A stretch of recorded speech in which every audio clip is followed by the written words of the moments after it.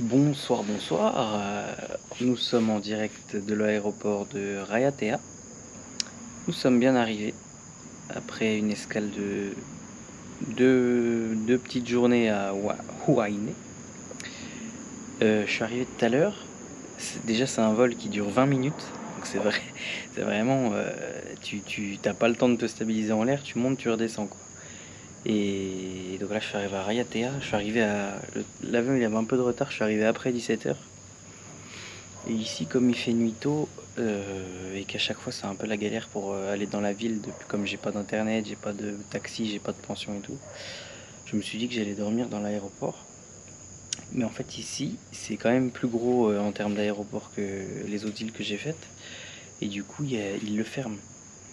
Donc je suis devant, sous un préau, qui à mon avis, s'il pleut fort,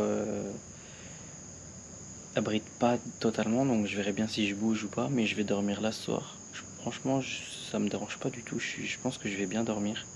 Je suis fatigué, là j'ai un banc 3 places sans accoudoir au milieu, donc c'est le grand luxe. Voilà, je vais dormir ici. Demain, je vais vite prendre le bateau, donc je fais du stop et je vais vite prendre le bateau pour aller à Taha. C'est une île qui est juste en face en fait.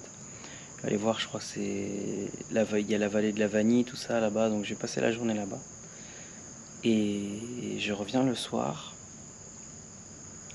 peut-être pour redormir ici, franchement, c'est vraiment pas impossible. Parce que en fait, ici j'ai dormi chez plein de gens, mais quand on regarde au final, je me suis dit ça tout à l'heure, c'est que c'est pas moi qui ai demandé. C'est les gens qui ont eu pitié, tout ça et tout, qui m'ont hébergé, mais moi j'ai jamais trop demandé en fait. J'accepte quand on me propose, vite, mais j'ai jamais demandé, donc entre guillemets, je me laisse un peu vivre, quoi. J'ai pas trop les cojones d'y aller, quoi. Donc on verra bien comment ça se passe, mais vu que demain je passe la journée sur une autre île, soit peut-être je trouverai un truc là-bas, ou alors je reviens ici puis je vais dormir là. En vrai, c'est abrité, ça a l'air calme. Moi, j'ai mis des cadenas sur mon sac, j'ai bien protégé mes affaires. De toute façon, je dors dehors, donc je vais pas dormir comme dans un lit, point fermé. Et puis voilà, on va dormir ici. J'ai passé encore une super journée avec la famille à Wainé. Et c'était grave cool, j'aurais bien aimé rester plus. Euh, Hier, donc ils m'ont prêté une voiture. Et aujourd'hui, ils m'ont emmené faire un tour en bateau en m'expliquant la légende de Huayne, de pourquoi ça s'appelle comme ça. Euh, en fait, j'ai tout eu comme un hôtel de luxe sans payer. J'ai eu un lit, une voiture de location et une excursion en bateau sans payer. Et avec de la gentillesse. Le soir, on avait été manger chez les cousins et tout. C'était une super soirée aussi. Donc, c'était magnifique. J'aimerais bien y retourner encore une fois. Je le dis à chaque île, mais j'aimerais bien y retourner. Et plus longtemps. Vraiment profiter. Là, lui, c'est un gars des Tuamotu, donc c'est l'archipel où j'étais avant. Il y a beaucoup de pêcheurs, tout ça. Donc lui, il pêche beaucoup et il m'aurait emmené. Enfin bref, il y a encore plein de choses que j'aurais pu faire. Donc je pense que je reviendrai. Quand on dort dehors, hop, on range tout dans le sac. On met ensuite les cadenas. Bon, ça, là, je le ferai après. Et ensuite, on met l'antivol autour du banc. Et comme ça, on ne se fait pas voler nos affaires par précaution. Je pense pas que ça craigne, mais par précaution. C'est Papy qui m'a donné l'antivol en me disant que ça pourrait servir. Et ouais, je suis bien d'accord que ça peut servir. Donc, merci Papy. Je vais me mettre là devant la cam. Je me suis brossé les dents. C'est pas la première fois que je le fais, je l'ai déjà fait au Mexique une ou deux fois, je crois. Sans eau. C'est pas le meilleur truc à faire, mais si tu craches bien à la fin tout le dentifrice, ça reste pas dans la bouche. Donc ça va. Mais c'est vrai que c'est un peu chiant. C'est mieux de se rincer. Donc voilà, j'ai pris mon médicament, mon anti-inflammatoire sans eau. Je me suis brossé les dents sans eau. Je vais dormir sans eau. Et demain, bonne journée. Ciao l'équipe. Au moment où je coupe, au moment où je range tout, hein, vraiment, je viens de finir de faire la petite vidéo pour vous dire que j'allais dormir. Il commence à pleuvoir. Là, je suis sur le banc, mais je suis un peu mouillé. Pour l'instant, ça pleut pas beaucoup. Si ça pleut beaucoup, je vais aller là, par terre, là-bas. J'aurais pas le choix. J'ai pas très envie de dormir par terre, c'est plus sale, mais si j'ai pas le choix, je le ferai. Donc voilà, ma belle soirée qui s'annonce.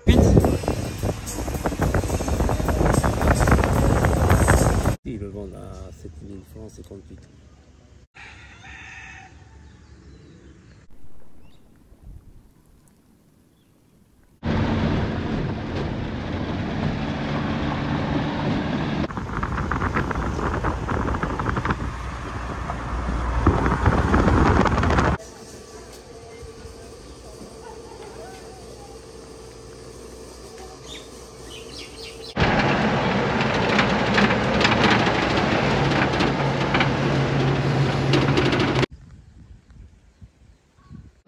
Bon alors, on a fait pas mal de choses aujourd'hui au final.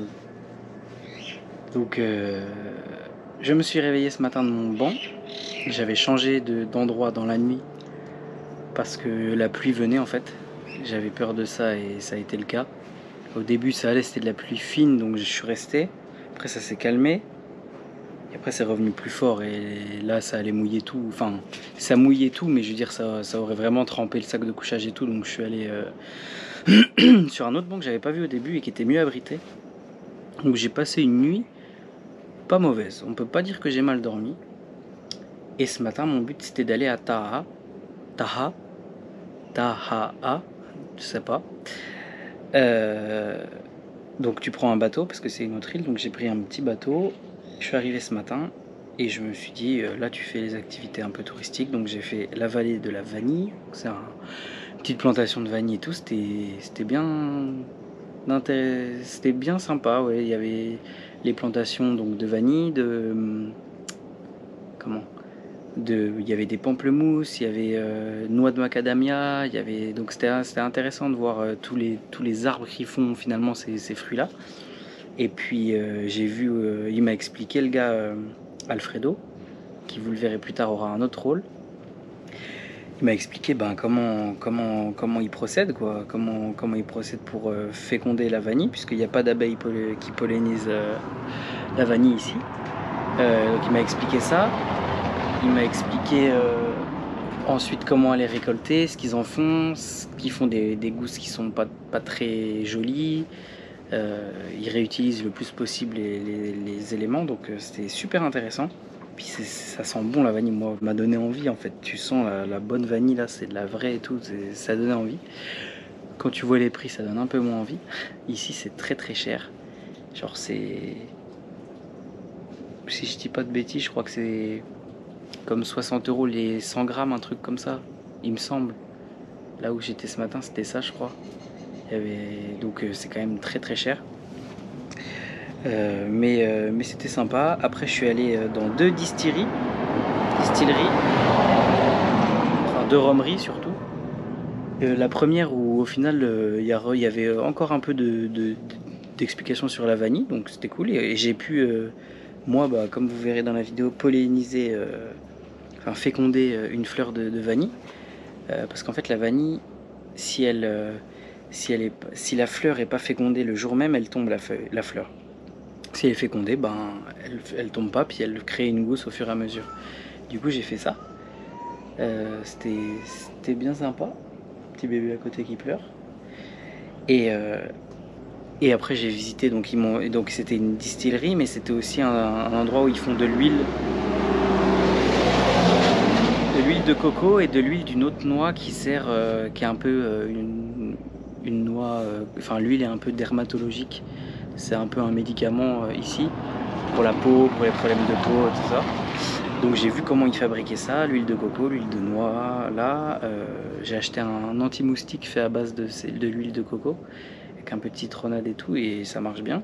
Le seul truc que j'ai acheté, c'est le truc un peu le moins cher et un peu utile pour moi.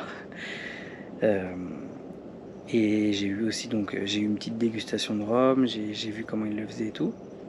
J'en ai fait une deuxième, parce que il n'y a pas non plus 500 000 trucs à faire ici.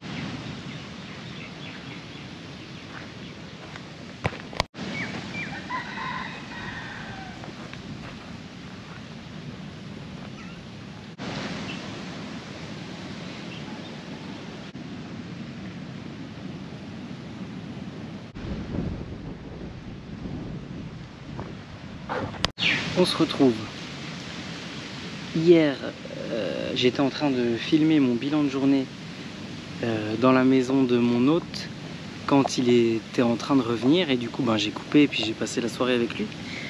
Donc je sais pas si je vais réutiliser la vidéo d'hier ou si je vais la refaire entièrement, donc je la refais entièrement là et vous verrez bien, enfin vous verrez pas, mais moi je verrai ce que j'en fais.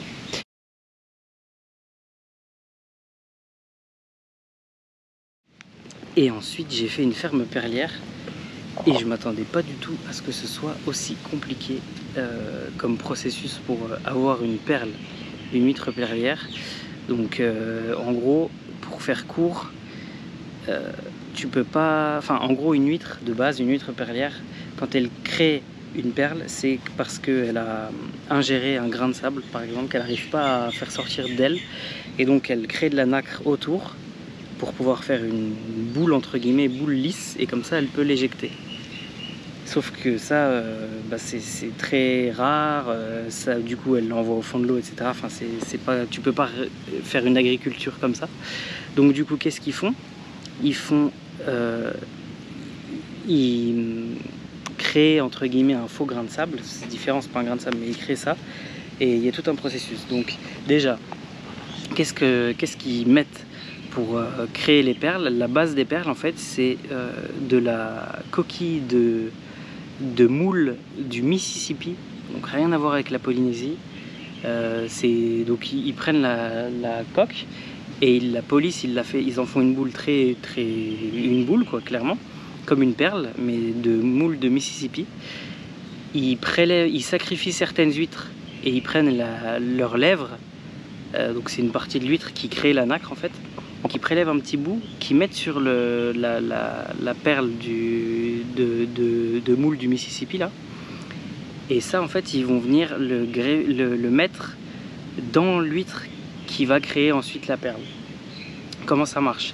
Ils ouvrent l'huître, ils font une incision sur une partie de l'huître, je sais plus laquelle, enfin je sais laquelle mais je sais plus le nom. Ils mettent la perle, enfin la boule du Mississippi là, avec le petit bout de lèvre de l'autre huître, et ils referment. La perle, qu'est-ce qu'elle va faire? Elle va créer, grâce au petit bout de lèvre qu'on a mis, de la nacre. Ça va faire une boule de nacre autour de la boule du Mississippi, et c'est ça en fait qui donne une perle. Et voilà, et là vous avez une perle. Et ensuite ils récupèrent la perle et ils peuvent en faire plusieurs avec une seule huître. C'est-à-dire que d'abord tu en fais une petite, ensuite elle va l'éjecter. Quand elle l'éjecte, elle aura grossi vu qu'elle aura fait de la nacre autour. Et une fois qu'elle l'éjecte, donc tu peux remettre une deuxième boule du Mississippi de la taille de l'ancienne perle. Et si c'est la bonne taille, etc., elle peut refaire le même processus, tu peux le faire jusqu'à 3-4 fois. Mais du coup c'est pareil, c'est un processus qui prend du temps, qui est hyper minutieux. Tu peux pas, quand tu insères la perle du Mississippi là, tu peux pas le faire si tu ouvres trop l'huître parce que tu casses le muscle, donc tu tues l'huître. Enfin, c'est vraiment de l'orfèvrerie quoi. Et je savais pas du tout que c'était fait comme ça, donc j'ai appris tout ça, c'était grave intéressant. Et du coup les perles d'ici, au final c'est fait avec des trucs des États-Unis. Apparemment il n'y a pas d'autres pour l'instant, il n'y a pas d'autres coquillages qui permet ça. Le verre non plus ça fonctionne pas, il n'y a aucune matière synthétique on va dire qui fonctionne, et le seul truc qu'ils ont trouvé pour l'instant c'est ça. Donc c'est ce qu'ils utilisent. C'était grave intéressant. Et donc après j'ai dormi, après cette bonne journée. Ah non, après j'ai fait le tour de l'île avec un Danois qui parlait français, qui est dans la production de films et de séries là-bas au Danemark, et qui produit des trucs pour Netflix, qui a déjà rencontré Penelope Cruz, Scarlett Johansson, Amber Heard sur la fille danoise. C'est un film assez connu international je crois. Et lui il était dans l'équipe de production, il y avait Amber Heard, tout ça dedans. Donc improbable quoi de le croiser là, et on a fait 2 fois le tour de l'île ensemble, on a bien parlé et tout. Moi je me suis grave intéressé à ce qu'il faisait, c'était trop cool. Et donc après j'ai été chez mon hôte qui n'était autre que l'un des employés de la vallée de la Vanille où j'ai été le matin. Quand je suis arrivé, il a vu mes gros sacs et tout, il m'a demandé un peu ce que je faisais, tout ça. C'est lui en fait qui expliquait un peu la vanille, etc. Et du coup il m'a dit écoute, moi j'habite juste à côté, quand tu ressors là tu vas poser tes affaires, tu fais ta journée puis tu peux dormir chez moi. Donc c'est ce que j'ai fait et j'ai passé la soirée avec lui, c'était super sympa. Et le lendemain, donc aujourd'hui, je suis retourné à Rayatea. Ce matin, j'ai pas fait grand chose, j'ai mangé un peu, j'étais dans la ville, j'ai fait un magasin comme ça pour voir et tout. Et là, j'ai fait du stop, c'était un peu plus compliqué le stop ici. Et je suis allé au plus grand marais de la Polynésie, je crois. En tout cas, en termes de puissance, c'est le plus grand. Donc là, je le visite, c'est vraiment beau. Là, et par rapport à Wainé où c'était plus petit, là, c'est vraiment grand et tout. Et là, je vais aller faire une petite rando, pas loin. Et on verra bien ce que ça donne. Voilà, à toute l'équipe.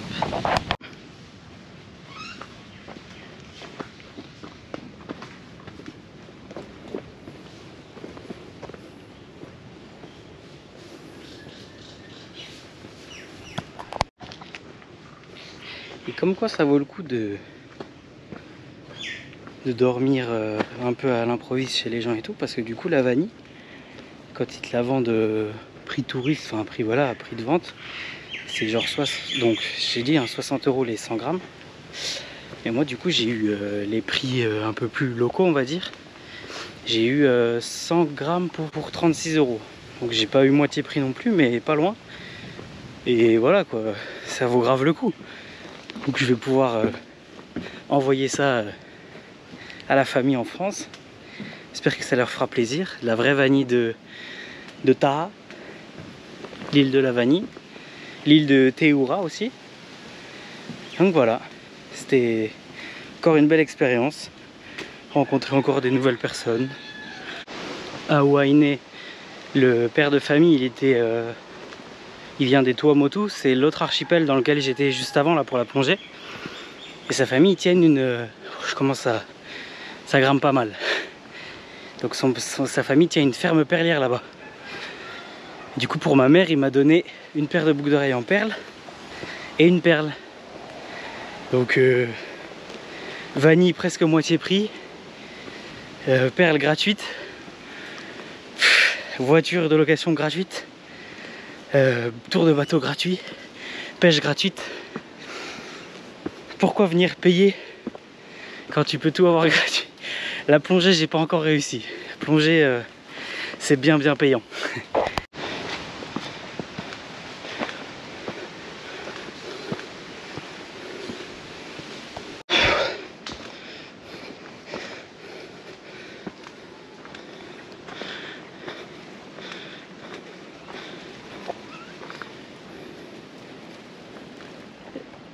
Est-ce que c'est pas magnifique? Les marais en bas là, le lagon, la passe au milieu, Amotu juste là, et en face, Wainé. Pas beau ça franchement?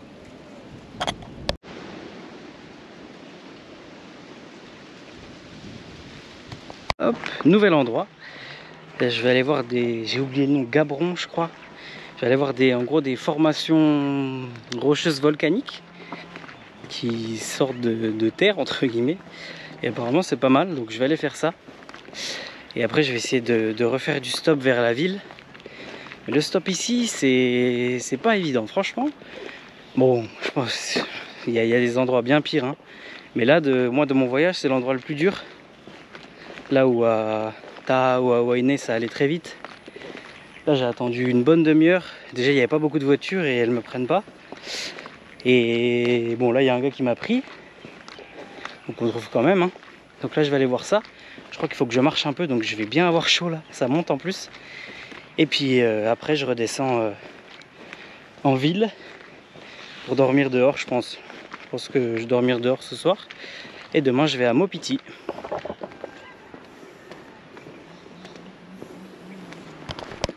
Les plantations fermées là, c'est des plantations de vanille. Parce qu'il y a des vols. Donc en fait ils les protègent quoi. Des vols, parce que ça vaut très cher. Là vous voyez les tuteurs avec on dirait presque des tongs, c'est rigolo. Je sais pas si vous voyez bien la caméra. Et toutes les plantations de vanille.